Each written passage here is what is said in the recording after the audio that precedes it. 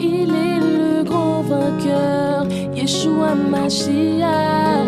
Il est le grand vainqueur, Yeshua Mashiach. Il est... Bonjour à tous. Je veux rendre grâce au Seigneur. Nous voulons bénir le Seigneur cet après-midi. Nous sommes présents devant vous pour échanger quelques minutes avec vous, pour présenter cette nouvelle chaîne-là, cette chaîne YouTube. Voici le Mashiach. Voici pour présenter, pour indiquer. Et Mashiach étant la personne que nous voulons présenter, la personne vers qui nous voulons conduire les uns et les autres, la personne de qui nous voulons parler, cette personne-là que nous voulons annoncer. C'est une chaîne YouTube dont je serai l'un des animateurs. C'est une chaîne qui est ouverte au partage. Et l'objectif justement de cette chaîne-là, c'est véritablement d'annoncer Jésus-Christ, de parler de lui, en toute vérité, en toute sincérité. Ce n'est pas encore une nouvelle chaîne pour vous demander de l'argent, pour vous demander des contributions, pour vous demander des fonds. Non. Ce n'est pas une nouvelle chaîne pour vous demander de construire un immense bâtiment ou toutes ces choses-là. Non. C'est une chaîne qui est là tout simplement pour annoncer Jésus-Christ, pour parler de lui, pour présenter Christ. Nous aurons différentes émissions, des temps de partage, peut-être des temps de chant, de louange, des temps de témoignages, voilà, peut-être des émissions. Les choses vont se meubler avec le temps, voilà. Mais nous voulons partager Jésus. En toutes ces choses-là, notre objectif, notre vision, notre choix, ce pourquoi nous sommes là au-devant de vous, nous nous présentons à vous, c'est pour annoncer Jésus-Christ, pour vous pousser vers lui, pour vous orienter vers lui. Nous voulons nous appuyer sur un passage de la Bible, celui de Jean au chapitre 1, voilà, qui parle de Jean-Baptiste. On va prendre Jean 1 à partir du verset 35, je lis. Le lendemain, Yohanan étant encore là avec deux de ses disciples et ayant regardé Yehoshua qui marchait, il dit « Voici l'agneau d'Élohim ». Et les deux disciples l'entendirent, tenant ce discours, et ils suivirent Yehoshua. Et Yehoshua se retourna et voyant qu'ils le suivaient, il leur dit « Que cherchez-vous » Ils lui dirent « Rabbi », ce qui est interprété « Docteur ». « Où demeures-tu » Il leur dit « Venez et voyez ». Et ils y allèrent, et ils virent où il demeurait, et ils demeurèrent auprès de lui ce jour-là. C'était environ la 10e heure. Andréas, le frère de Shimon Pétros, était l'un des deux qui avait entendu ce Yohanan, et avait dit, qui avait entendu ce que Yohanan avait dit et qu'il avait suivi. Celui-ci trouve le premier, Shimon, son frère, et lui dit « Nous avons trouvé le Mashiach », ce qui a été traduit par « loin ». Et il le conduisit vers Yehoshua, et Yehoshua l'ayant regardé dit « Tu es Shimon, fils de Yona, tu seras appelé Képhas », qui est interprété Pétros. Le lendemain, Yehoshua voulut aller en Galilée, et il trouve Philippos et lui dit « Suis-moi ». Or Philippos était de Bethsaïda, la ville d'Andréa et de Pétros.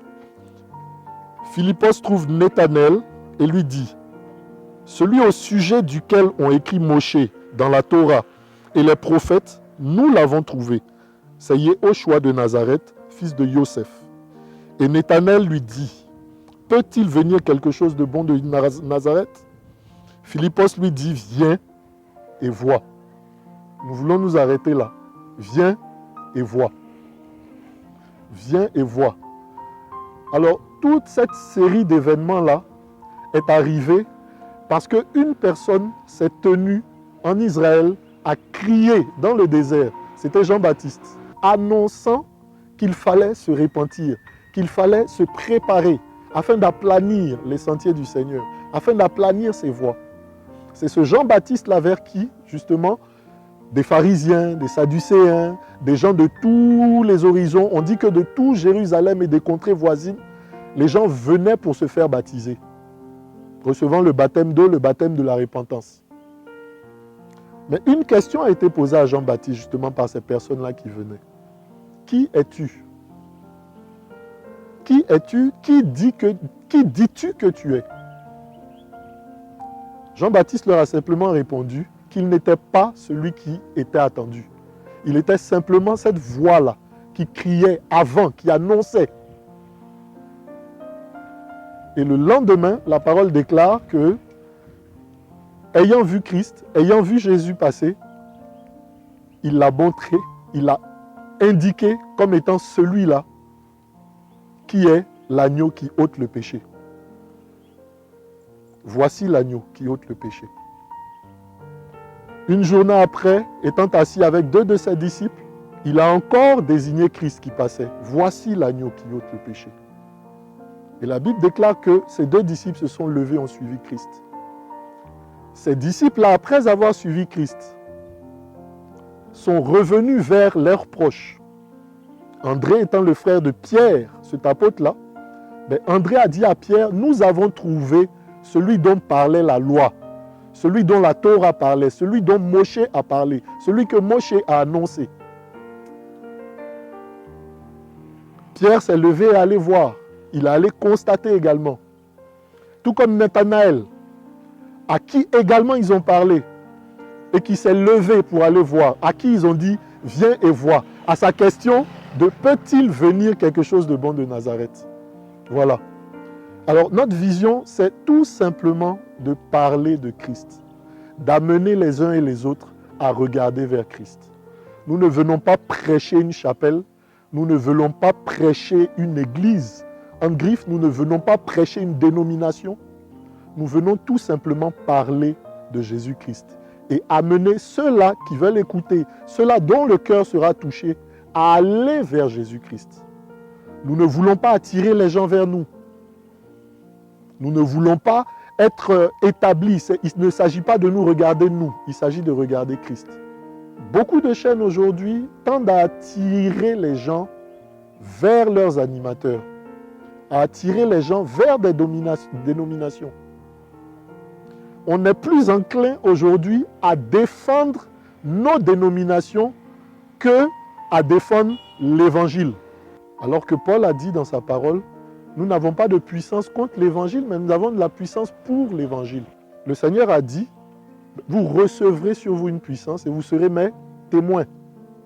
Alors le témoin, celui qui reçoit l'Esprit de Dieu, celui qui reçoit l'Esprit du Mashiach, reçoit cet esprit-là pour témoigner Christ. Aujourd'hui, les gens témoignent d'eux-mêmes.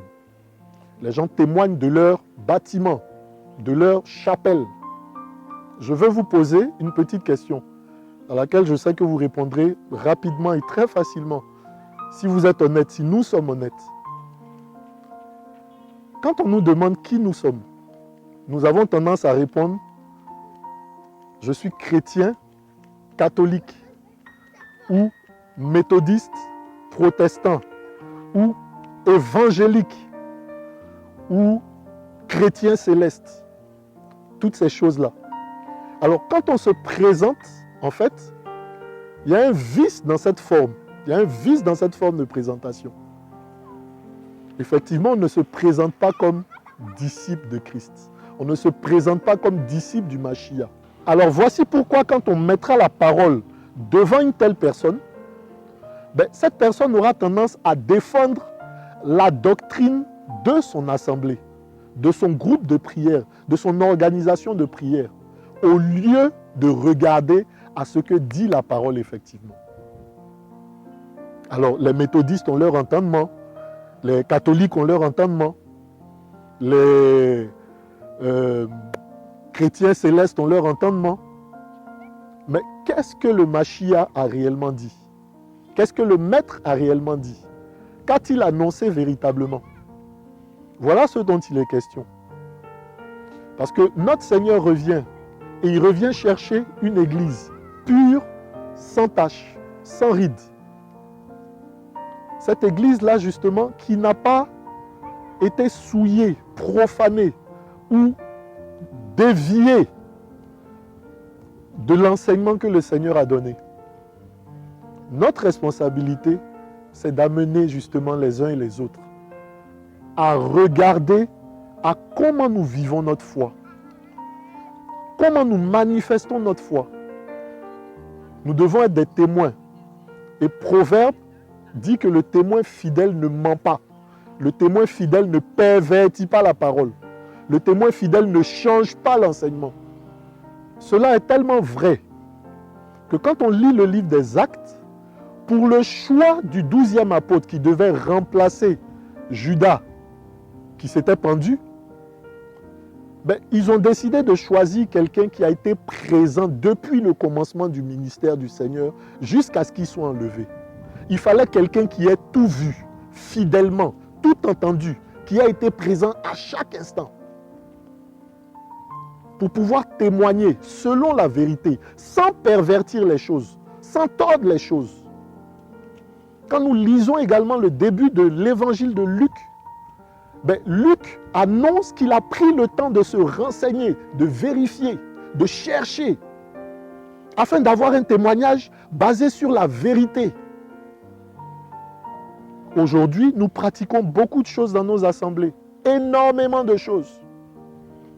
Et honnêtement, quand on nous les demande, oui, c'est mon pasteur qui a dit, c'est mon prêtre qui a dit, c'est comme ça qu'on fait chez nous. Mais qu'est-ce que le Seigneur a dit? Si les organisations humaines, les plans humains, les visions humaines remplissent nos assemblées et que nous sommes enclins à les défendre au lieu de défendre l'évangile véritable, nous ne sommes pas encore serviteurs de Christ.